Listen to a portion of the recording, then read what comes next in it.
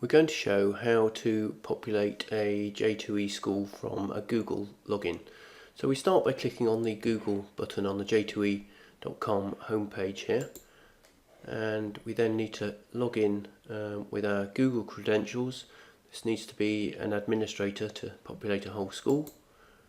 So I'm just going to sign in. First time we do this, we'll be prompted for the permissions to allow J2E to read the permissions.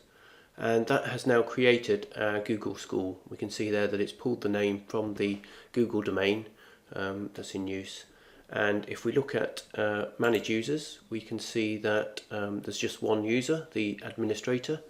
And if we look in files, you'll see that it's pulled in links to any files that we have in our Google account. So that puts links there so that we can then click on those links and go off to the appropriate Google document. Okay, so now we want to populate the rest of the school. So we simply click on the Google button over on the right hand side of the Manage Users tab in the J2 dashboard. So we click there. We're prompted, do you want to create or update your J2E users from your Google domain? And we say yes.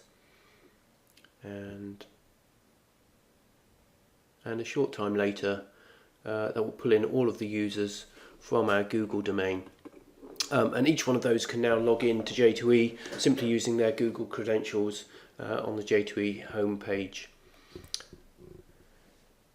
You'll notice that they've been put into classes, and that uses the Google organizational unit. So if I just go over to my Google account here and show the admin section here,